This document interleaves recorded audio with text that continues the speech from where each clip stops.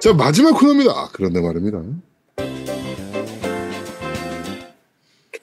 자, 이번 주 그런데 말입니다는 창세기 전 회색의 잔영, 닌텐도 스위치로 나오고 라인 게임즈에서 개발한 회색의 잔영입니다.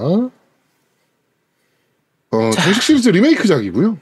네. 그렇죠. 정확하게 말하면 창세기 전 2의 리메이크작인데, 네, 2 스토리 기반으로 해서 리메이크한 게임이죠. 자, 그런데 그러면 사람들이 궁금해하실 거예요. 왜 1을 안 하고 2를 1은 어디 갔지? 라고 생각하실 수 있는데, 일단 창세기전에 대해서 잠깐만 좀 말씀드리겠습니다. 네.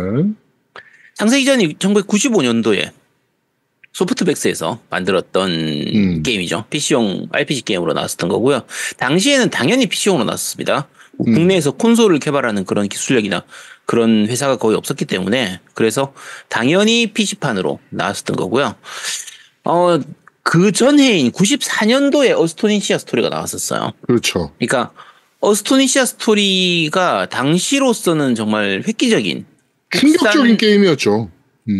그렇죠. 국산 PC용 RPG 게임으로 나왔었던 건데, 사실 그 당시에는 국내 기준으로 했을 때 PC 쪽을 많이 하는 사람들은, 그러니까 PC로 게임을 많이 하는 사람들 같은 경우에는 서양 쪽 게임들이 좀 익숙한 편이었고요. 마이트 앤 매직이라든지 울티마라든지 이런 쪽으로 그런 편이었고, 페미컴이나 이렇게 말 그대로 게임기, 콘솔 게임기를 가지고 플레이했던 사람들, 94년이면 이제 슈퍼패미컴하고 메가드라이브가 있었기 때문에 이쪽을 즐기던 사람들은 대부분 일본식 RPG에 좀 익숙해져 있었는데, 일본식 RPG를 기준으로 하면요, 이 시기가 진짜 황금기예요.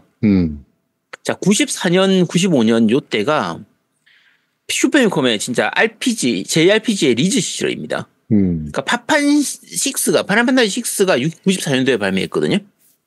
그리고 드래곤 퀘스트 6나 크로노 트리거, 테일즈 오브 판타지아 이런 것들이 95년도에 나왔으니까 말 그대로 그 당시가 정말 JRPG의 황금기였는데, 명작이 쏟아져 나오던 시절. 그렇죠. 정말 좋았던 좋은 작품들, 명작이 많았던 시기인데, 솔직히 말하면 지금도 이제 어스토니시아 스토리라든지 이 창세기전 같은 경우에는 팬들이 그때 정말 재밌었지 이렇게 많이 얘기를 하지만, 그렇죠. 솔직히 말하면 일본 RPG에 비하면은 그 기술력이나 수준은 한참 떨어지는 편이었어요. 근데 그렇다고 해도 국내 기준으로는 국산 RPG야. 게다가 한글이 나와. 이것만으로도 이미 한 가산점이 그리고 감성적인 부분들도 한국적인 부분들을 많이 건드리고, 그치, 그런 부분들이 게임에 있죠. 들어간 개그 코드나 이런 것들도 한국적이야. 그러니까 솔직히 말하면요, 그 어스토니시아 스토리 같은 경우에 솔직히 말하면 당시에는 그러니까 그 당시의 한국이니까 가능한. 그러니까 지금 그거 하면요, 저작권 문제 때문에 당장 잘릴 만한, 소송 걸릴 만한 그런 내용의 패러디 요소들이 진짜 많았거든요. 근데 당시에는 국내에 요즘 중국도 마찬가지긴 하지만, 그러니까 그 정도는 원래 쓸 수 있는 거 아니야? 이 정도는 괜찮은 거 아니야? 예를 들면 어스토니시아 스토리 같은 경우에는 조 히가시 이런 애들 나와가지고 막 그 허리케인 이런 쓰고 적으로 나와서 하고 막 그런 것들이 있었는데, 테리 보가드 같은 애들 나와가지고 하고 했는데, 그게 그 당시니까 괜찮았던 거죠. 그 당시는 우리나라 시장이 워낙 작기도 하고 일본 애들이 그런 거 무시했었으니까 나오든가 말든가 한국에서 그런 거 갖다 썼다고? 그 한국 몰라 무시해. 팔아봐야 얼마나 팔겠어. 이런 식의 거였기 때문에 그래서 넘어갔던 것 뿐이지. 관심조차 없었을 거야 아마. 그렇죠. 근데 게이머들 입장에서는 그런 것들이 패러디 요소로 들어가니까 당연히 좋아하죠. 재밌는 부분들이거든요. 그래서 어쨌든 게이머들한테는 어느 정도 인기를 얻는 데 성공했던 게 어스토니시아 스토리라든지 창세기전이었고, 약간의 국뽕이 섞이긴 하지만 적어도 우리나라 게이머들 입장에서는 이제 우리나라에서도 이런 RPG 게임을 만들어내는구나. 한글로 이런 게임을 즐길 수 있구나라는 것만으로도 이미 감동적인 거였어요. 그러니까 그전에도 국산 게임이 없었던 건 아니에요. 있긴 있었어요. 있긴 있었는데, 대표적인 경우는 폭스레인저라든지 그날이 오면 3 이런 것들이 있었는데, 그게 한 92년, 93년도 이때쯤이거든요. 근데 대부분이 지금 말씀드린 폭스레인저나 그날이 오면이 둘 다 슈팅 게임이잖아요. 그것도 횡스크롤 슈팅 게임. 그러니까 이게 그러니까 제작사의 기술력이라든지 인력이라든지 이런 부분들이 횡스크롤 슈팅 게임이 그나마 좀 싸게 만들 수 있기도 하고, 제작하는데 기술력이 많이 필요하지가 않은 부분이었어요. 근데 반면에 RPG 게임들은 여러모로 손이 많이 가는 장르거든요. 밸런스 잡는 것도 그렇고 버그 이런 문제, 프로그래밍상에서의 문제도 그렇고 기본적으로 국내에서 그런 걸 만든 적이 없으니까 결국은 맨 땅에 헤딩하는 식으로 해야 되는데 그런 프로그래밍 하는 것 자체에 대한 게 굉장히 힘들었던 부분이었거든요. 폭스레인저 같은 경우는 성공했죠. 우리나라에서 2만 5천 장을 팔았다고 공식적으로 발표를 했으니까. 뒤에 박스 렌즈까지 그때 당시에 92년도거든요 이게. 저도 이거 살라고 엄청 노력해가지고 샀던 기억이 있는데. 그 어떻게 보면 사실은 틈새 시장을 공략한 건데 지금 보면은 그게 그렇게 잘 만든 게임은 아닌데 그래도 꽤 할만했었어요. 괜찮은 편이었었고. 그래서 어쨌든 당시에 그래도 국산 게임의 부흥기라고 불러야 되나 뭐라고 불러야 되나 어쨌든 좀 이렇게 시장이 타오르기 시작하던 시점이라서 지금 우리나라 게이머들 우리 나이대의 게이머들 입장에선 어스토니시아 스토리나 창세기전은 약간 까방권을 가지고 있어요. 아 얘들은 재밌었지. 추억 속에서 미화된 부분도 있고. 아큐러스까지도 솔직히. 아큐러스까지도 사실은 아큐러스는 진짜 잘 만들게 했거든. 그러니까 그 어스토니시아 스토리도 그렇고 뒤에 나온 포 같은 사가도 마찬가지고 이 창세기전 1, 2, 3 이런 것들 다 마찬가지지만 진짜 버그 투성이었단 말이야. 게임이 제대로 진행이 안 됐어요. 스토리 진행이 안 됐으니까 아예. 포 같은 사가도 그렇고 저 뭐죠? 마그나 카르타. 그치. 마그나 카르타 같은 경우도 마그나 카르타지. 그 버그나 카르타 그거. 그러니까 진짜 버그가 너무 많아서 정상적으로 엔딩을 보기가 힘들거나 세이브 데이터에 문제가 있어가지고 게임을 처음부터 다시 해야 되는 경우도 정말 허다했고. 근데 그래도 약간 좀 그 시절은 원래 그런 거지 뭐. 야 원래 그런 거지. 뭐 버그 없는 게임이 어딨어. 거의 그런 수준의 시절이라서. 그러니까 상대적으로 생각을 하면 일본 콘솔 게임에서 그런 게 있었다? 파이널 판타지가 만약에 중간에 뭔가 버그가 있어가지고 게임 진행이 안 된다? 말도 안 되는 소리예요. 그렇죠. 왜냐면 그때 당시 패치도 안 돼. 그치. 패치 있긴 있었어요. 당시에 그러니까, 디스크를 이렇게 따로 줘가지고 국내 패치 게임들은. 디스크를 따로 주긴 했었는데 아니면 PC통신에서 다운받거나 패치를. 그렇죠. 그리고 예를 들면은 그죠. 일본 쪽에서 콘솔 게임들이 만약에 버그로 안 되면 팩을 교환해주는 경우도 있었어요. 아예. 제작사한테 보내면 다시 택배로 보내주는 이런 정도까지 있는 정도였으니까. 어쨌든 간에 그런 부분 때문에 우리나라 이 게이머들 입장에서는 그 창세기전은 다른 게임들과는 다른 그런 추억 속에서의 첫사랑 같은 그런 존재였거든요. 외전이었던 서풍의 광시곡 같은 경우는 그렇죠.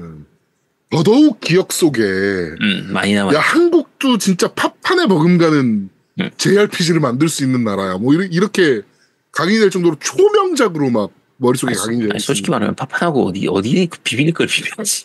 자 근데 어쨌든 그때는 그랬어요. 그때는 그랬고 특히 콘솔 게임을 많이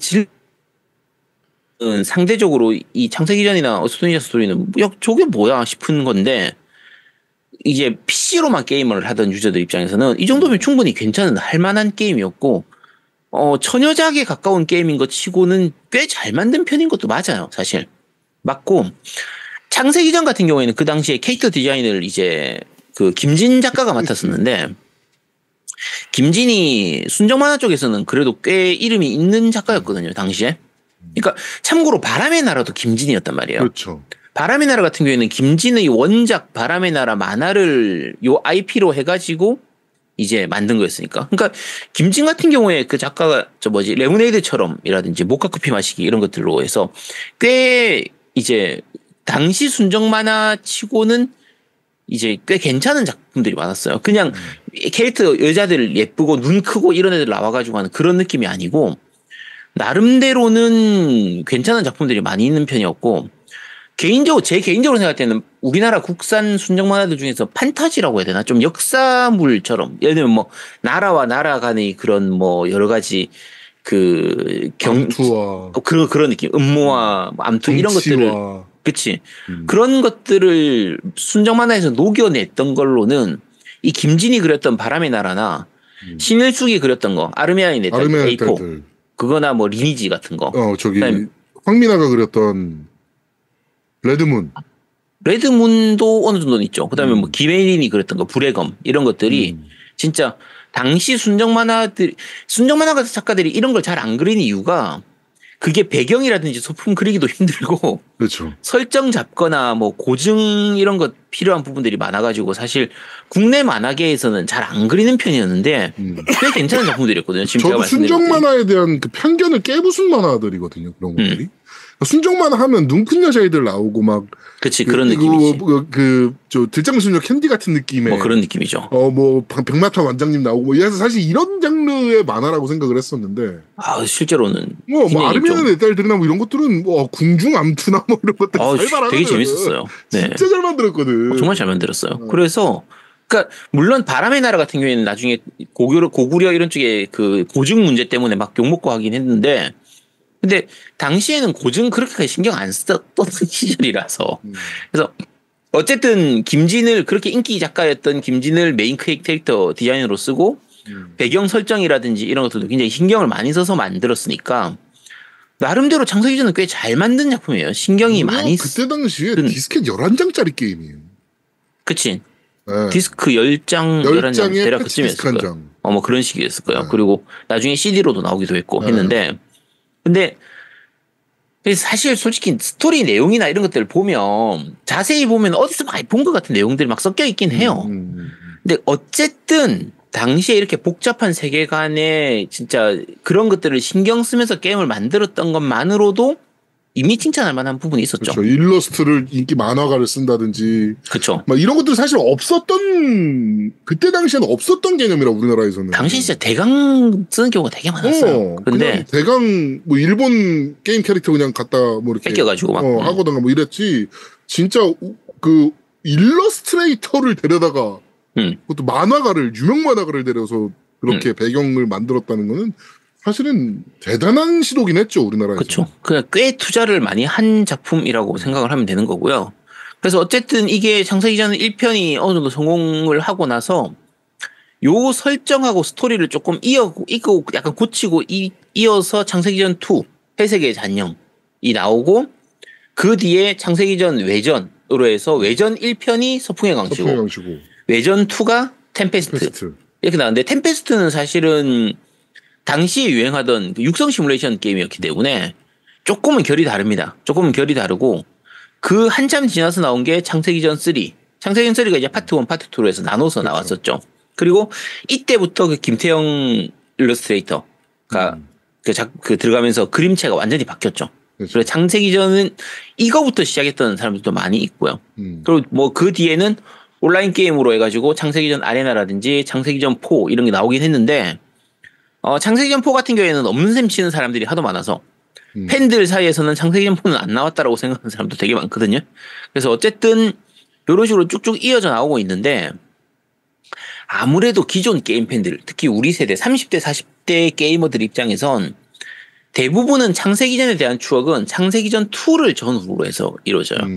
창세기전 1, 창세기전 2 아니면 서풍의 강시고 거의 요때쯤을 메인으로 생각을 하고 창세기전 2나 뭐 이런 건 안 했더라도 서풍은 일단 해보고 봤으니까. 그렇죠. 서풍의 강시고 재밌었으니까. 그리고 좀 더 뒤에 좀 더 젊은 세대들 같은 경우에는 창세기전 3부터 시작한 사람들도 있어서 그 경우에는 창세기전 3를 또 재밌게 생각하는 경우도 있으니까 대부분 어느 작품을 재밌게 즐기셨어요? 가장 재밌는 작품이 뭔 것 같아요? 하면 창세기전 2, 서풍의 광시고 창세기전 3 셋 중에 하나를 거의 고르는 그런 편이고요.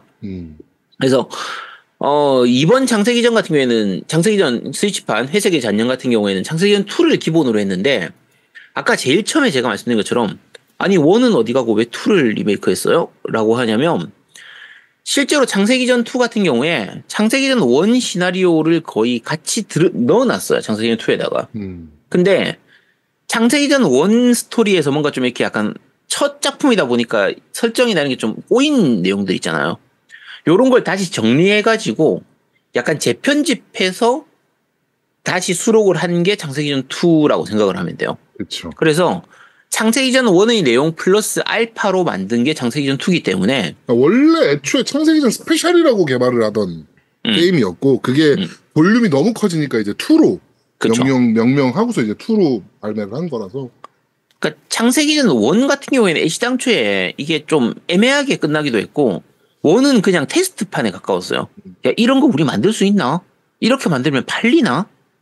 해서 한번 만들어 본 시험작에 가까운 그게 창세기전 1이었는데 생각보다 반응이 좋고 이제 사람들이 다음 작 언제 나와요? 이런 식으로 나오니까 창세기전 2로 해서 다시 개선판으로 해서 나왔던 그런 거거든요. 그래서 어쨌든 그런 부분들을 생각을 하면 이번 창세기전 회색의 잔영 요것만 하셔도 전혀 문제가 없습니다. 스토리상에서는 이걸로도 어느 정도 진행이 다 되기 때문에 물론 완전히 끝은 안 납니다. 근데 뭐 어느 정도는 다 끝나게 되고요. 자, 그래서 스토리는 나중에 다시 얘기할게요. 스토리 나중에 다시 얘기하고 그래서 대략 이런 식으로 해서 지금 창세기전 스위치판이 발매가 되게 됐는데 자, 이제부터는 스위치판 창세기전 회색의 잔영에 대해서 좀 얘기를 하겠습니다. 자, 먼저 그래픽 부분부터 먼저 좀 얘기를 할게요. 자, 그래픽이 이걸 좋다고 해야 될지 나쁘다고 해야 될지 노우미님 이거 그래픽 어떻게 느끼셨어요? 개인적으로 익숙해지면 좋습니다. 익숙해지면 거슬리진 않아요. 익숙할 때까지 처음 봤을 때 익숙하지가 않죠. 근데 하다 보면 익숙해져요. 뭐 그래픽이 뭐가 중요합니까? 이 게임의 문제점은 그래픽이 아니에요. 그래픽 좋아요, 이 게임. 아니야. 그래픽을 즐길 틈이 없어. 씨발 졸아버리는데 무슨 그래픽을 봐. 그러니까 자, 일단 스위치판 치고는 솔직히 말하면 나쁜 류에 들어가진 않아요. 그러니까 저는 개인적으로 가장 실수 중에 하나가 언리얼을 왜 썼을까요? 아니 언리얼 써서 그나마 유니티로 만들지. 지금 가볍게. 아니 언리얼을 써서 그나마 이 정도라도 되는 거예요. 그러니까 일단은 그래픽이 좋진 않은데 생각보다 프레임이 나쁘진 않습니다. 그리고 어차피 장르 자체가 뭐 RPG 그다음에 뭐 전략 시뮬레이션 RPG 느낌에 가까운 그런 게임이기 때문에 뭐 프레임이 아주 중요한 게임도 아니고요. 동모드로 하면은 뭐 나름대로 뭐 깨끗한 화면도 좀 볼 수 있고 그리고 옵션상에서 프레임 중시 보통은 콘솔 게임들 같은 경우에는 프레임 중시모드 그러니까 화질 중시하고 성능 중시해서 프레임 중시와 화질 중시 그러니까 해상도 중시를 고를 수 있도록 돼 있는데 스위치판에서는 그런 게임들이 많이 없거든요. 스위치판에서는 그 옵션이 없는 경우가 많은데 이 창세기전 같은 경우에는 그 옵션을 넣어놨어요. 그래서 화질 중시로 해서 플레이를 해서 동모드로 플레이를 하면 생각보다 해상도가 괜찮은 화면을 볼 수 있고요. 그리고 화질 모드로 하더라도 그렇게까지 프레임이 많이 떨어지진 않아요. 그래서 생각보다 괜찮은 그럭저럭 괜찮은 그래픽을 보여주는 정도 수준이고요. 스위치 치고는 편이고 물론 PC나 이런 다른 거치형 콘솔하고 비교를 하면 당연히 욕을 먹을 만한 그래픽인데 스위치니까 용서는 된다. 어차피 중요한 게 그게 아니니까. 자, 그리고 기본적으로 게임 구성은 이제 어느 정도 스토리에 대한 얘기가 나오고요. 인터미션 느낌에 가깝죠. 나오고 그리고 중간중간에 전투를 진행하는 또 이제 모험 모드라고 해서 내가 직접 캐릭터를 조정해서 움직이다가 적이 보이면은 이제 적을 만나가지고 보통 이제 심볼 인카운트 방식이라고 하죠.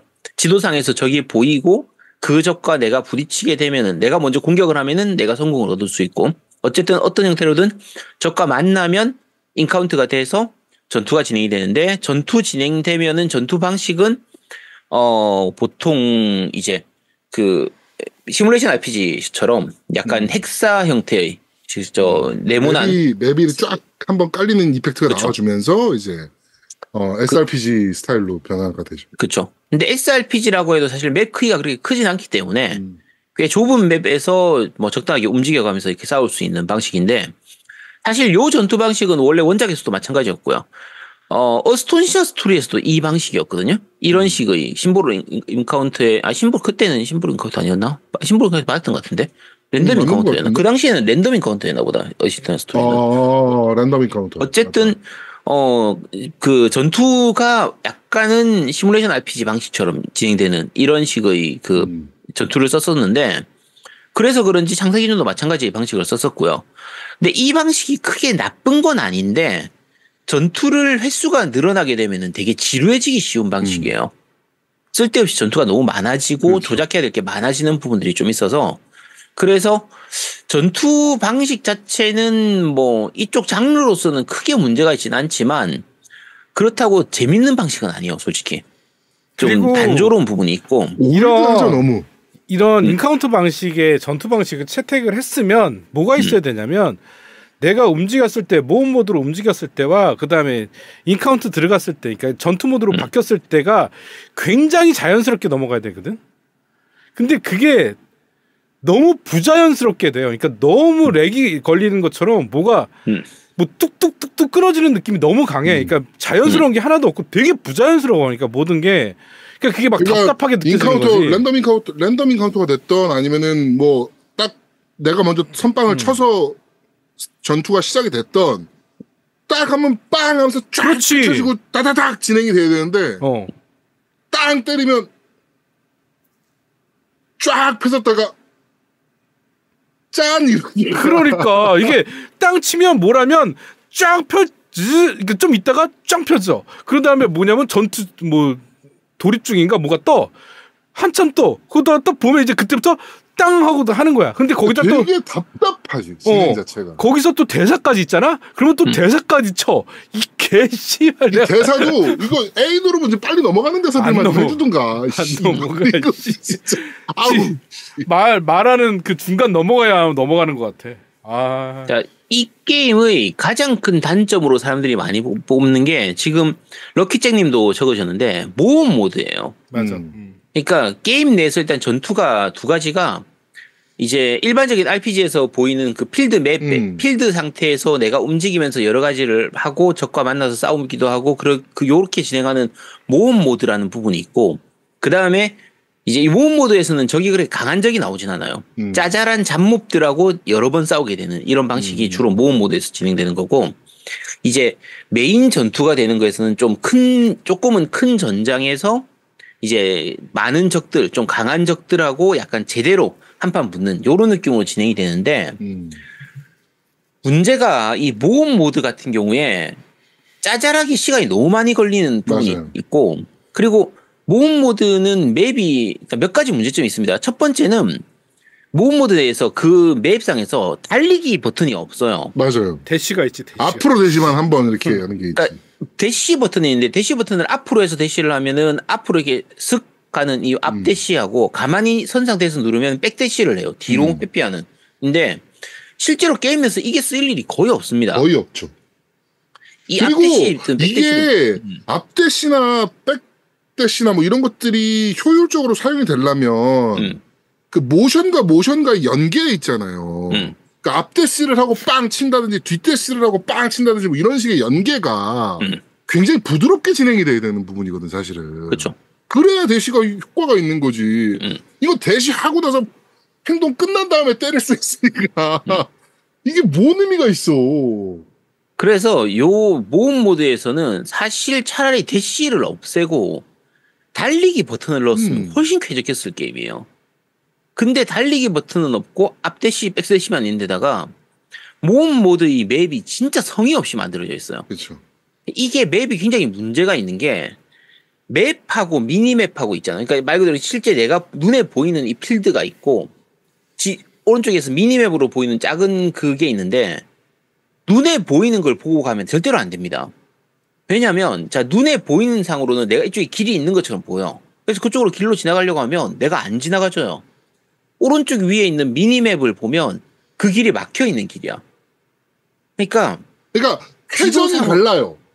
그러니까 내가 알레스틱으로 맵을 이제 회전시키잖아요. 그럼 미니맵과 회전하는 게 달라. 아니 그것뿐만이 아니고 그러니까 내 눈에는 당연히 여기가 길이 열려서 지나갈 수 있는 길처럼 보이는 곳인데 지도상으로 보면은 거기가 막힌 걸로 돼 있거든요. 그러면 뭐가 우선이냐? 지도가 우선이에요. 그래서 실제 내 필드 화면을 보고 하면 안 되고요. 미니맵을 보고 움직여야 돼요. 그래서 옵션 중에 아까 제아드목이 얘기한 거를 보완하기 위한 내가 보는 방향으로 미니맵이 쫓아가는 게 있어요. 그래가지고 내가 도는 방향으로 같이 돌아. 옵션으로 넣느냐고. 같이 돌아. 당연히 기본 옵션이어야지 그거는. 심지어 그 오른쪽 위에 보이는 미니맵이 크기가 너무 작아요. 작아요. 그리고 맞아. 얘를 좀 큼지막하게 해가지고 어차피 얘를 보고 움직여야 한단 말이야. 이 내 눈에 보이는 화면하고 실제하고 다르기 때문에 내 눈에 보이는 화면은 아무 의미가 없어요. 내 눈에 보이는 화면은 적이 어디 있는지 보는 그거 외에는 아무 의미가 없어요. 왜냐하면 그걸 가지고는 움직일 수가 없으니까 길을 찾을 수가 없어요. 그래서 결국은 지도를 보고 요 지도만 보고 플레이를 해야 되는데 그 지도가 너무 작게 표시가 되다 보니까 엄청 답답합니다. 그리고 또 하나 답답한 게 똑같아요. 전투랑 들어가는 인카운트에서 들어가는 거는 똑같아. 이벤트가 발생하면 내가 막 걷고 있다가 멈춰 갑자기. 내가 왜 멈춘지를 모르는 거야.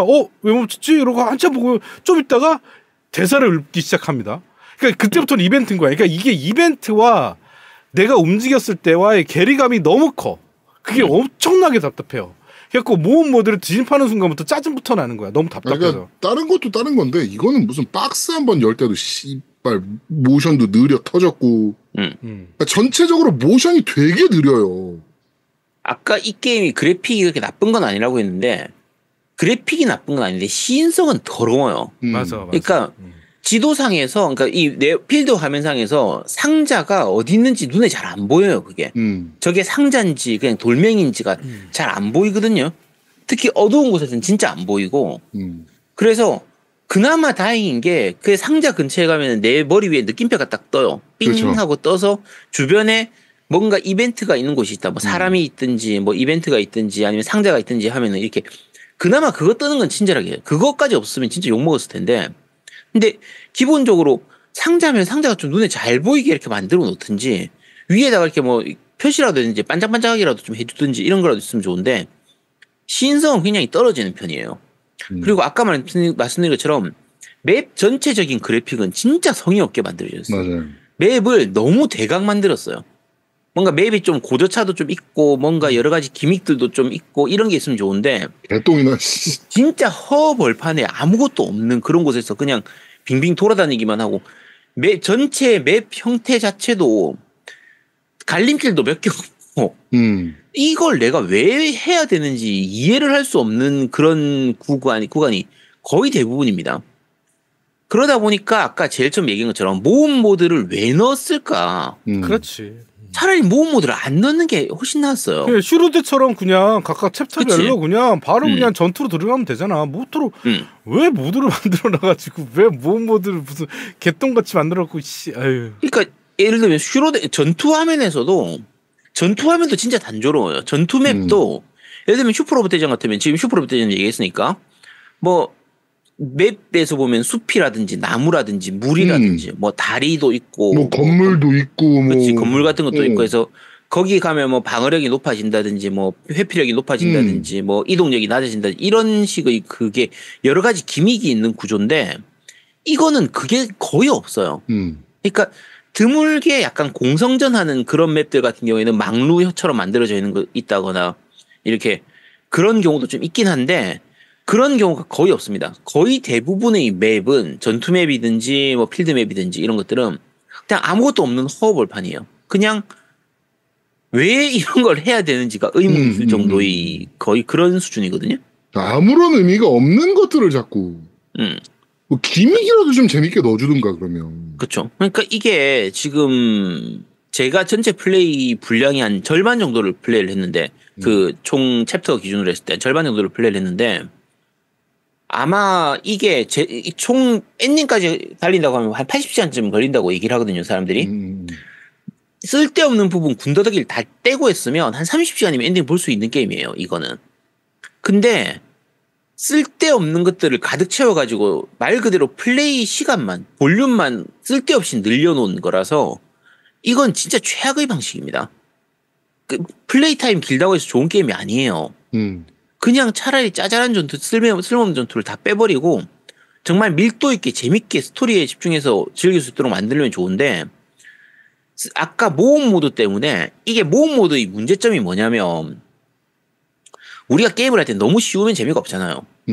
그리고 이런 식의 SRPG적인 요소가 있을 때는 그 전투를 즐기는 부분이 필요한데 그 모든 전투를 내가 직접 조작해서 플레이를 하려고 하기에는 너무 많단 말이야. 너무 쓸데없는 전투가 너무 많으니까 자 우리 같은 유저들을 위해서 자동 전투를 넣어놨습니다. 정확하게 말하면 자동 전투 모드는 아니고 각 턴에서 내가 턴을 종료를 누르면 남은 아직 내가 조작하지 않은 캐릭터가 있는데 이거 자동으로 하게 하시겠습니까? 라고 나온단 말이에요. 그러면 그걸 예하면은 자동 전투가 진행이 돼요. 당연한 얘기지만 AI가 조작을 하게 되면 내가 플레이하는 것보다 좀 바보같이 하는 경우가 많다 보니까 단순하게 진행을 하다 보니까 노멀 난이도로 해버리면은 그렇게 하면 게임 오버가 되는 경우가 생겨요. 그러다 보니 우리가 빠르게 진행하고 쉽게 진행하려고 하다 보니까 난이도를 노멀이 아니라 이지 난이도로 해가지고 진행을 해야 되거든요. 그래야지 빨리 밀 수 있으니까. 그렇지. 지겨운 전투들을 빨리 진행할 수 있으니까. 근데 그렇게 하면 재미가 없는 거죠. 자, 재밌게 즐기자고 난이도를 높이면 일일이 하나씩 다 해야 되는데 너무 시간이 많이 걸리고 재미도 없고, 이걸 빨리 돌리자고 이지 모드로 해가지고 하면 이지 모드로 그냥 쑥쑥 지나가니까 또 재미가 없어요. 전투를 하는 전략을 세우는 그런 재미가 하나도 없어지는 거예요. 어떻게 하는 거지? 이럴 수도 없고 저럴 수도 없어요. 예. 그러니까 이걸 어떻게 해야 되나 싶은. 자, 게다가 차라리 그러면 어차피 이거 자동 전투를 넣었으면 그냥 자동 전투로 쉽게 할 수 있도록 해주면 좋은데, 아까 말씀드린 것처럼 턴마다 턴을 넘기고 다시 하고 하는 이걸 해야 되다 보니까 귀찮기만 해요. 차라리 자동 전투 켜두면 알아서 처음부터까지 게임 오버가 되지 않는 이상 처음부터까지 그냥 쭉 자동 전투가 진행이 되도록 해주면 좋겠는데, 그렇죠. 그것도 아니고 매 턴마다 한 번씩 턴 종료 누르고, 자, 남은 유닛 그 자동으로 하겠습니까 하면 얘 누르고 이 짓거리를 해야 되니까 이 어중간함은 뭐지 도대체? 아니 지금 뭐 말 그대로 오토플레이를 넣어주던가 그러면 정상적으로. 그러니까 이걸 제가 플레이할 때 플레이 방식 자체가 이건 두 가지예요. 이 창세기전을 즐길 때 전투를 제대로 즐기려면 전투 난이도를 즐기고 천천히 싸우고 그 지루한 싸움을 천천히 싸우고 진행을 하든지, 아니면 전투 난이도를 최하로 낮춘 다음에 오토를 돌리든 해야 되는데, 오토를 돌리자니 풀오토도 아니고 턴제마다 다시 눌러야 되고. 그러니까 이거는 구성을 진짜 더럽게 만들어 놓은 거예요. 잘못 만들어 놓은 거예요, 이거는. 애시당초에 SRPG 중심으로 플레이를, 그러니까 슈퍼로봇 대제 같은 그런 식의 방식을 하려면 이 모험 모드를 없애고 하나의 전투를 굉장히 크고 좀 잘 배치해서 재밌게 만들었어야 돼요. 슈퍼로봇 대전처럼. 근데 이거는 진짜 이도 아니고 저도 아니. 솔직히 우리가 지금 슈퍼로봇 대전을 얘기하는데 슈퍼로봇 대전 전투도 그렇게 재밌는 전투는 아니거든요. 그렇지. 그것도 나도 졸려. 그것도 지루하거든. 졸려. 굳이 따지면 파이어 엠블렘이나 이쪽이 차라리 더 재밌는 거고. 근데 이 창세기전을 하다 보면 슈퍼로봇 대전이 진짜 재밌었고 정말 잘 만든 게임이구나 싶을 수준이에요. 그러니까 쓸데없이 플레이의 밀도가 너무 낮게 만들어져 있어요, 이 게임은. 게다가 잔로딩도 많고. 그래갖고 이게 전반적으로 문제점을 쫙 짚어보면 뭐가 문제냐면, 첫 번째가 그 대사예요. 그러니까 풀 더빙한 거는 정말 좋거든요. 그건 뭐 나무랄 때가 아닌데, 문제는 일러예요. 일러가 그냥 고정이야. 한 캐릭터 일러 하나야. 그리고 입도 안 움직여. 아니 그치. 그 얼마 전에 리메이크했던 스타오션 같은 경우는 입을 움직인다고, 그다음에 표정도 다 다양해요. 굉장히 다양해. 그러니까 진짜 이 표정을 보면서 내가 그 대사를 지는데 대사가 놀란 표정이어야 되는데 그 대사가 굉장히 놀라게 얘기하는, 아니 화를 내고 있다거나, 근데 표정은 웃고 있어. 이게 뭐지라고 괴리감이 드는 거예요. 그러니까 또 몰입감이 떨어지는 거지. 그렇지. 그다음에 또 하나 문제가 음악이야. 음악을 개똥같이 만들어놨어요. 음악이랑 이거랑 접목이 안 돼. 내 분위기랑 지금 이 맵과 음악이 1도 접목이 안 돼요. 그러다 보니까 자꾸 헛도는 거야. 모든 게 다 재미없게 느껴지고 계속 언밸런스한 느낌이 계속 나는 거고. 그다음에 필살기 막 멋있게 막 연출하잖아. 사운드 이펙트 어디 갔어? 음악 어디 갔어? 웅장한 음악이 막 튀어나오면서 막 멋있게 연출을 해야 될 거 아니야. 없어. 필살기가 뭐 급다고야. 그 필살기 스킵도 안 돼. 아니 그런데 하다못해 슈로데도 씨발 스킬 보기 싫으면 스킵해버리잖아. 그러니까. 근데 이게 사실은 전투가요. 계속 중반 후반 가면 뭐가 있냐면 그냥 게이지 쌓아갖고 필살기 원풀 게임이에요. 그냥 이거는 딴 거 없어요. 초필살기의 성능이 너무 좋기 때문에 결국은 그 전의 전투는 초필살기를 쓰기 위해서 게이지를 모으는 거예요. 초필살기가 맵 거의 전체의 적들을 한 방에 거의 다 죽이는 수준으로 성능이 좋기 때문에 그러니까 결국은 그걸 써야 되는데, 그러니까 여러 가지로 게임 전투의 밸런스도 그렇게 좋은 편이 아니고요. 그리고 캐릭터성이 결국 그래픽하고 연결되는 부분인데, 우리가 이런 게임들을 하다 보면은 이제 캐릭터에 대해서 애착이 생기잖아요. 그렇지. 내가 주로 키우는 메인 캐릭터들, 이 게임 같으면 GS라든지 뭐 이올린이라든지 이런 역캐라든지 이런 것들에 대해서 애착을 가지고 얘를 키우는 재미로라도 진행을 해야 되는데, 자, 첫 번째로 캐릭터, 아까 노미님이 얘기한 것처럼 그 일러스트에서, 대화창에 있는 일러스트에서 그게 그림 하나로 전부 다 퉁치거든요. 얼굴 화면을 바꾼다든지 뭐 옷이 바뀐다 이런 것도 없어요. 그냥 기본 처음 나오는 그게 전부고, 그 3D 모델로 이제 이벤트가 진행되는 거기서의 모델링도 정말 구려요. 그러니까 아까 제가 스위치 치고는 괜찮다라고 했지만 전반적인 그래픽이 그렇다는 거고, 캐릭터 모델링은 그렇게 좋은 편이 아닙니다. 좋은 편이 아닌데다가 더 큰 문제가, 이 게임 같은 경우에는 서사 구조가 어떻게 되어 있냐면 약간 군상극 형태로 되어 있어요. 챕터 1에서는 이 A라는 캐릭터에 대한 이야기를 보여줬다가 챕터 2 챕터에서는 B라는 캐릭터에서 보여줬다가 3챕터에서는 C라는 캐릭터를 보여줬다가 4챕터에서는 D라는 캐릭터를 보여줬다가 5챕터 되면 다시 A를 보여주고 6챕터도 A, 그 다음은 또 B, 이런 식으로 해서 여러 명의 캐릭터들, 여러 명의 상황을 바꿔가면서 이렇게 보여주는데, 요런 방식이 보통 소설이라든지 이런 쪽에서는 많이 쓰는 방식이고, 뭐 예를 들면 우리 13기병 광인권 이런 데서도 그런 식의 군상극 모습을 보여준단 말이에요. 자, 그런데 문제가 이 시뮬레이션 RPG 게임에서 이 방식을 쓰다 보니까 어떤 문제가 생기냐면, 한 캐릭터를 내가 꾸준히 키운다라는 그 성장의 재미가 확 떨어지게 돼요. 그렇죠. 왜냐하면 내가 1챕터에서 A라는 캐릭터를 열심히 키워놔도 2, 3, 4챕터에서는 걔가 안 나온단 말이야. 자, 2챕터에 가서 B라는 캐릭터를 실컷 키워놔도 3, 4, 5챕터에서는 걔가 안 나와. 그러다 보니까 한 캐릭터를 내가 집중해서 키우는 재미 자체가 확 떨어지게 돼요. 특히 이 창세기전 같은 경우에는 캐릭터의 레벨만 올리는 게 아니라 뭐 장비도 당연히 맞춰줘야 되는 거고, 그리고 이제 스킬을 열어야 되는데, 스킬을 여는데 그 소모 아이템이 들어가요. 스킬을 열기 위한 이제 성장 아이템이 들어가는데, 이 성장 아이템이 숫자가 되게 많고 팡팡 주는 게 아니라 한정되어 있거든요. 그렇죠. 그러면 얘한테 내가 이걸 쏟아 부으려고 해도 얘한테 쏟아 부었는데 다음 장에서 얘가 안 나오면 의미가 없어지는 거예요. 그게 필살기를 자동으로 배워야 되는 그 스토리상으로 자동으로 배우는 애가 있고, 그다음에 내가 필살기를 익히게끔 아이템을 써서 익히게 하는 캐릭터가 있는데, 문제는 이 캐릭터가 언제 죽을지를 모르는 거야. 왜냐면 스토리 중에 죽는 캐릭터들이 나오거든요. 그러면 있죠. 내가 얘를 애착을 갖고 키웠는데, 그리고 필살기도 없는 그 저기 템 그 진짜 안 나와요. 몇 개 안 나와요. 엔딩 볼 때까지 몇 개 안 나온대. 나 검색해봤는데 몇 개 없대. 근데 걔한테서 필살기를 배우게 했어. 근데 그 다음 챕터에 걔가 죽네. 스토리상. 이런 식이 되게 많이 나오는 거예요. 게다가 그러면은 야 그럼 되게 메인이 되는 캐릭터 한 명만 키우면 되지. 그게 안 돼요. 이게 강제적으로 그렇죠. 내가 얘를 실컷 키우고 싶은데 그 다음에는 다른 애를 쓰래. 그리고 특히 이게 캐릭터를 차라리 한 10명만 넣으면 좋은데 잡다한 캐릭터들이 되게 많아요. 그러니까 캐릭터가 너무 많다 보니까, 그리고 서사도 다 만들어주려고 노력을 하다 보니까 쓸데없이 많이 헷갈린 거야. 막 나중에는 무슨 얘기야, 얘 누구야.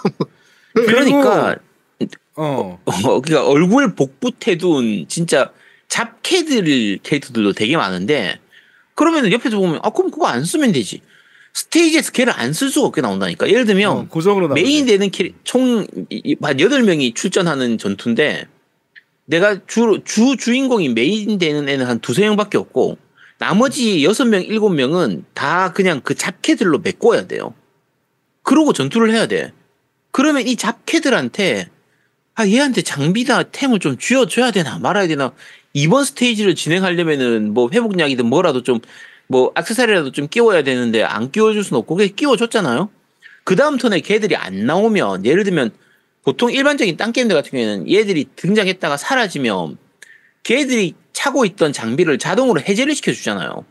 이거는 그것도 없단 말이에요. 죽거나 아예 팀에서 이탈하는 경우에는 그때는 자동 해제를 시켜줘요. 근데 그건 굉장히 드문 케이스고 대부분의 경우에는 이 자동 해제 기능이 없습니다. 그러다 보니까 그 다음 챕터에 애들 등장하면, 다른 애들 등장하면 일일이 그걸 다시 장비 해제하고 끼우고 이걸 해줘야 되는데 엄청 귀찮아요. 왜 귀찮냐면 이번에 끼워줘도 이걸 또 언제까지 써먹을지 모르니까. 전투 한두 번 쓰고 또 딴 애로 넘어가 버리고 이런 경우가 많다 보니까 이게 중반 넘어가면은 그래도 어느 정도 쭉 이렇게 내가 키웠던 그 캐릭터로 쭉 진행되는 부분이 좀 나오긴 하는데 거의 초반 한 2-30시간까지 그 짓거리를 계속 반복해야 되거든요. 이 구성은 이게 지금 좀 그 양구장난님이 정확히 알고 계신 게 이게 지금 아제트가 얘기한 거랑 비슷한 내용이에요. 아제트가 얘기한 챕터별로 그 인물에 대한 내용을 다루다 보니까 문제가 1번 챕터에 나온 그 스토리가 제일 지루한 스토리야. 그다음에 펜드래곤은 그나마 일반적으로 펜드래곤은 그나마 나. 흑태자 나오면서 존내 재밌어요. 이게 존내 웃기게 돼 있다니까. 흑태자가 제일 재밌었어. 근데 흑태자가 너무 뒤에 나와. 그리고 맞아요. 정말 웃긴 게 딱 내 챕터도 기억해. 챕터 11에 뺑뺑이를 돌리거든요. 저기 한번 조사해봐. 저기 한번 조사해봐. 저기 한번 조사해봐. 이게 고비입니다. 11챕터에서 그만둔 사람 굉장히 많을 거예요. 이게 이 게임의 최고의 고기가 11챕터예요. 왜 이걸 조사하는지도 모르고요. 그 다음에 얘는 필살기도 없는 캐릭터야. 싸움도 존내 지루해. 필살기도 없어가지고 막 답답해. 근데 그걸 버텨야 돼요. 그래서 흑태자까지 나오면 존내 재밌어요. 그때부터는 진행이 흑태자라는 캐릭터가 두 턴을 쓸 수 있거든요. 그다음에 필살기도 존내 세. 그래갖고 이 새끼로 하면 그냥 진행이 존내 빨라지면서 내용도 진짜 재밌어. 그러니까 흑태자 나올 때까지 버티냐 안 버티냐인데 난 못 버티겠어요. 그러니까 이게 누군가는 그렇게 얘기할 수도 있어요. 야, 그 원작도 원래 그랬어. 당연히 그랬죠. 원래 창세 이전이 이런 식이긴 했는데 그때는 이 방식이 통했던 시절이에요. 근데 지금은 아니에요. 그러니까 그때 창세기 전을 즐겼던 시대와 지금의 시대를 생각을 해보면 사실 유저들도 너무 많은 JRPG를 즐겨왔고 너무 훌륭한 게임들을 많이 해왔잖아요.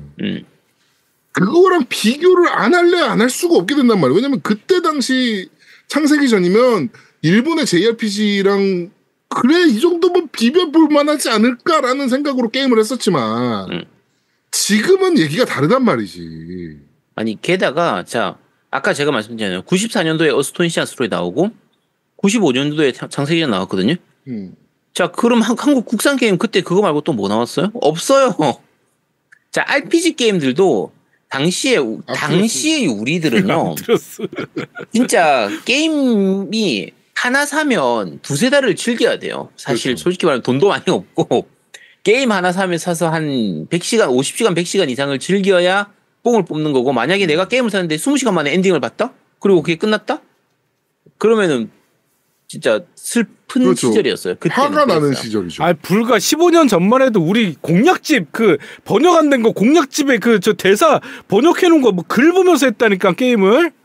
그러니까 그때는 그랬던 시절인데 지금은 게임 이따위로 만들면요 안 됩니다. 그냥 차라리 뭐 3-4일 만에 엔딩 보고 끝내더라도 알차게 게임 재밌게 잘 즐겼네 하고 제가 페르시아의 왕자 3일 만에 엔딩을 봤는데 올해 했던 한 최근 몇 달간 했던 게임 중에 제일 재밌게 즐긴 게임이에요. 정말 재밌어요. 그러니까 저렇게 밀도 있게 딱 만들고 그냥 끝 하는 게 훨씬 나아요. 근데 옛날 그 방식의 그 전투를 그대로 가져와가지고 지금 이 시대에 가지고 써먹는 내놨다? 이건 욕먹어야 싸는 그러니까 거예요. 이건. 리마스터면은 그래 씨발 그럴 수 있다 쳐. 리마스터라면. 근데 아예 새로 만든 거잖아요. 그러니까 이게 개발자 개념으로 좀 접근하자면 이런 게 있어요. 개발하다 보면 이 정도 하면 되겠지. 뭐 이 정도 하면 쓸 수는 있잖아. 불편해도 이 정도면 됐지 뭐. 라는 게 곳곳에 너무 많이 묻어 있어. 그냥 게임하다 보면 와 얘네들 진짜 너무했다 할 정도의 내용들이 너무 많아. 왜냐면 대충 만든 것들.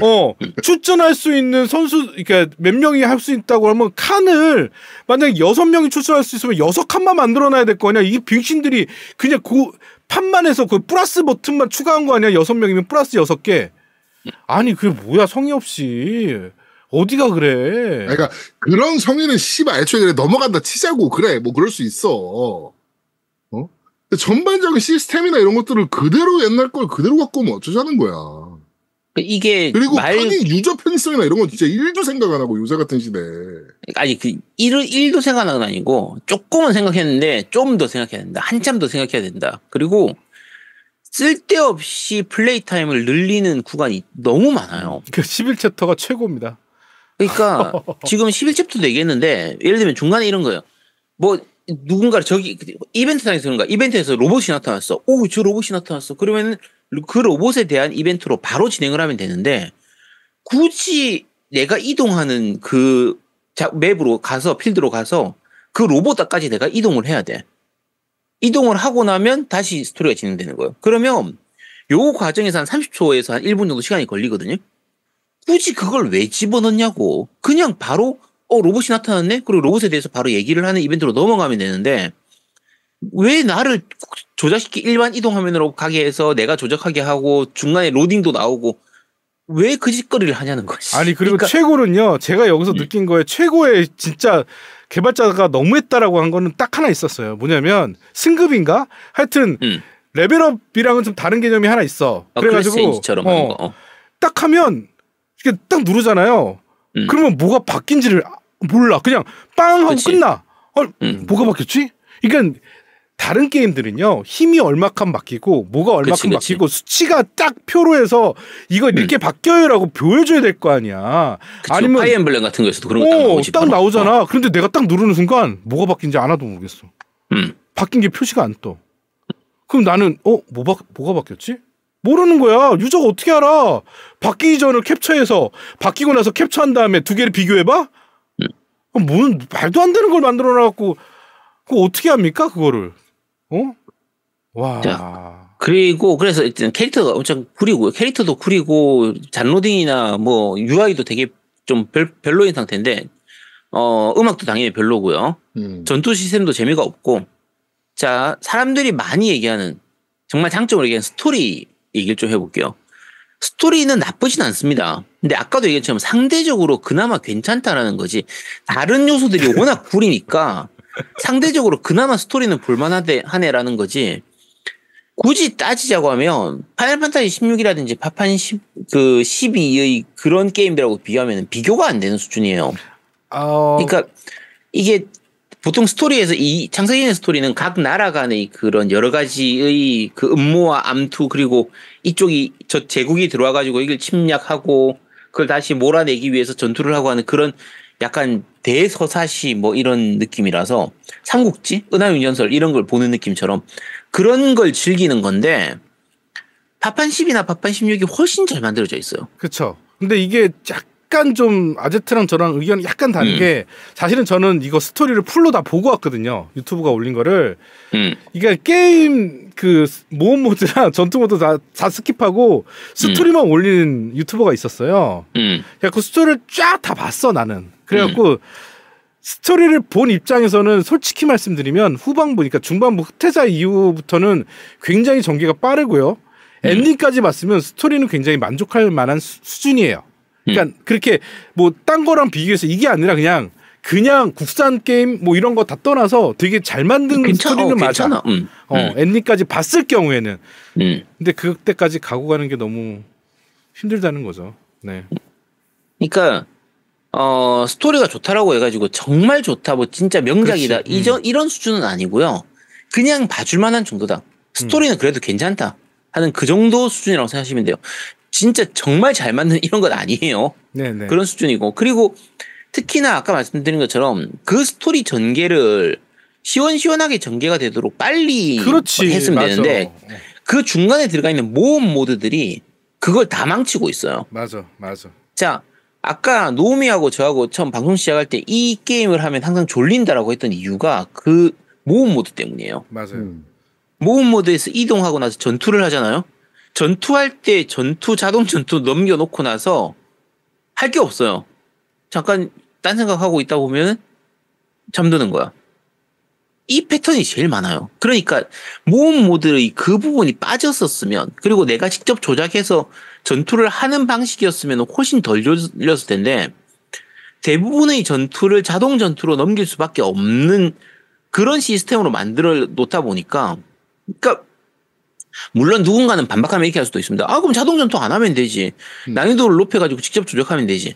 아까 말씀드렸지만 그게 너무 재미가 없고 너무 전투가 많아서 너무 지루해요. 너무 오래 걸려요. 그게. 그러니까 제일 문제는 캐릭터에 대한 애착을 가져야 되는데 캐릭터에 애착 갖기가 너무 힘든 구조로 돼 있고 그다음에 이 캐릭터가 언제 죽을지도 모르는 캐릭터라고 생각이 드는 순간에 그 캐릭터를 마음 편하게 키울 수가 없어요. 차라리 이럴 거면 그쵸. 죽지도 않고 꼭 키워야 되는 캐릭터 5명, 6명만 계속 플레이를 하라고 그랬으면 정말 갓게임이었을 거야. 그러면 인정. 그런데 그게 아니잖아. 모든 캐릭터를 다 조작하게 만들어 놓고 그 캐릭터는 언젠가 죽을 수도 있는 캐릭터입니다라고 하면 어떻게 걔를 키우나? 그리고 그러니까, 그 캐릭터가 스토리에 녹아있는 그다음에 그 중요한 캐릭터일 뿐더러 그다음에 그 캐릭터가 뭐 주인공을 보좌하는 캐릭터든 그 캐릭터의 애착이라는 걸 가져야 돼요. 진짜로. 그치. 그래야지 내가 키울 맛이 나거든. 근데 키울 맛을 만들어놔야 될 거 아니야 그러면. 그런데 일러스트는 당장 항상 똑같은 표정에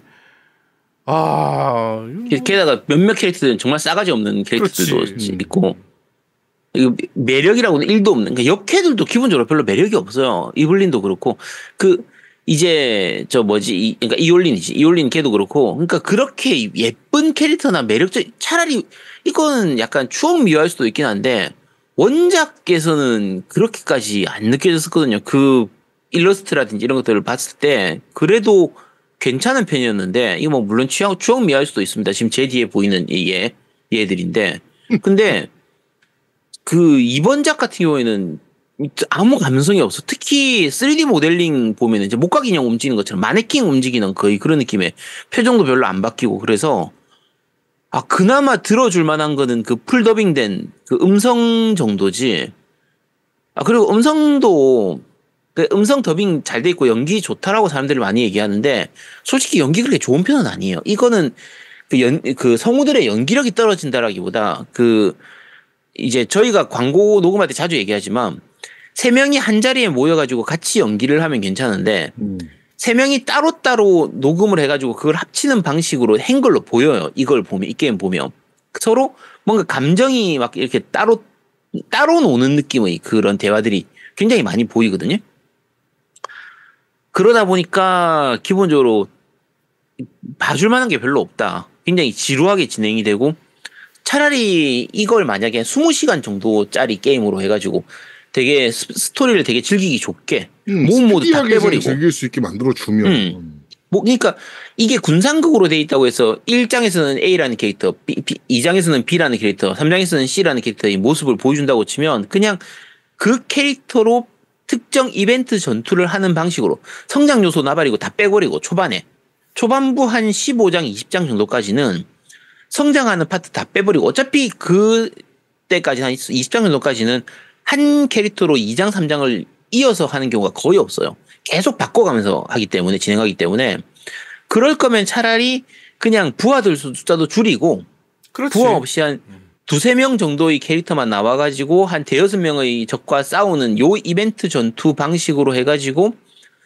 스토리를 충분히 즐길 수 있게 만들었으면 훨씬 재밌었을 텐데 훨씬 스피디하게 진행되니까 굳이 그 쓸데없는 모험 모드를 집어넣어가지고 게임이 너무 늘어지는 거예요. 그래서 재미가 없어요 이게. 그러니까 이런 게임을 만들 때는 나 같은 음악 디렉팅을 해야 된다고요. 저 같은 사람을 써야 된다고. 왜? 이 게임의 분위기에 맞는 음악 쉽게 말해서 대사는 막 장난치는 대사인데 뒤에 배경 존나 슬픈 음악이 깔려 있어. 아니 이게 맞아? 이게 말이 안 되는 거예요. 그러니까 이런 것들을 하나도 모니터링 안 했다는 얘기밖에 안 돼. 그렇지 매칭이 안 돼요. 모니터링은 둘째 그러니까 노우미 같은 디렉터를 쓸 게 아니고 나 같은 디렉터 썼으면 이런 문제가 없지. 저희한테 QA를 주세요. 이거 만들고 나서 QA는 의미가 없지. 그치. 그래. 그 QA를 왜 주나? 이거 만들기 전부터 기획을 해야지. 클베부터 주시든가, 클로즈베 알파부터 아니면 프로토타입 버전부터 주시든가.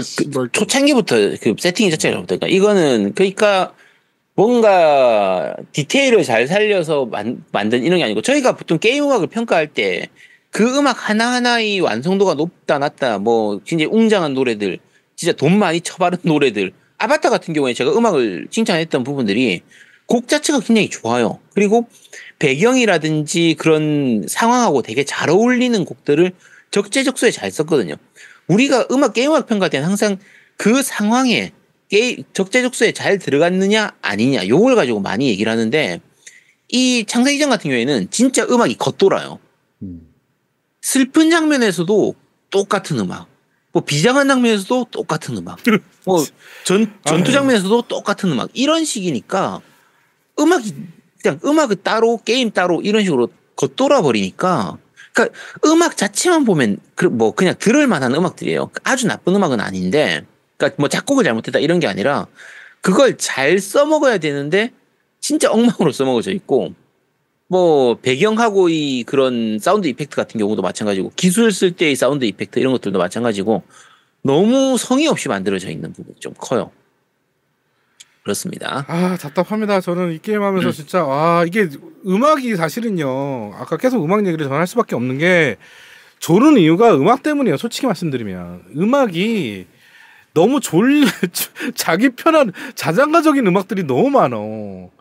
그리고 대사들도 다 이펙터 있는 대사들, 좀 강하게 해야 되는 대사들도 전혀 와닿지가 않게 됐기 때문에 제일 문제는 사실 음악이에요. 음악 때문에 졸린 거예요. 솔직히 말하면. 내가 포르자 5를 왜 그렇게 욕을 했는데 자동차는 달리고 있는데 클래식이 나와. 졸려 뒤져요. 클래식 나오면. 그러니까 이게 너무 좀 아쉽다. 너무 아쉬워 진짜 개인적으로. 그리고 아까 노우미님은 스토리 만족한다고 했는데요.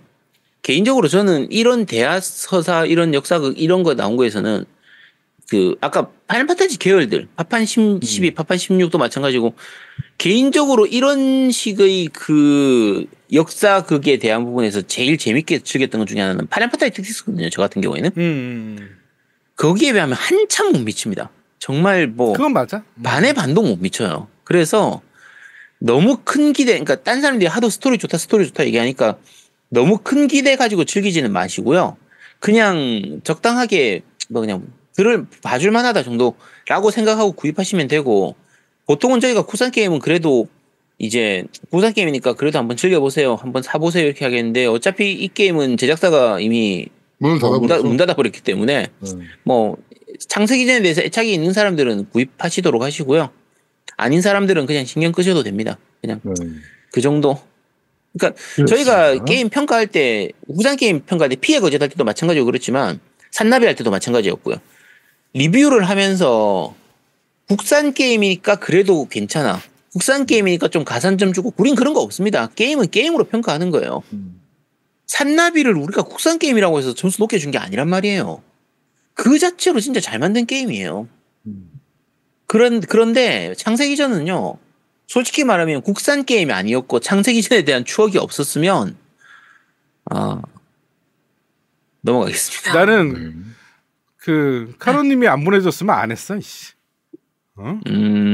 아니 카노님이 안 보여주면 난 하긴 했을 텐데 그래도 창세기전이니까. 난 안 했어. 워낙 오랜만에 나왔으니까 하긴 했을 텐데. 위구님 여기서 중급하시면 안 돼요. 자 그렇습니다. 럭키짱님이 제작사가 날아가 버리는 엔딩까지 진짜 완벽이라고 완벽한 지금, 엔딩을 보여준. 네. 방울토메도님 말씀하신 게 좀 아쉬운 부분인데 이게 원래 외전하고 그 3 파트 1, 파트 2까지가 가야 스토리가 다 끝나는데 맞아.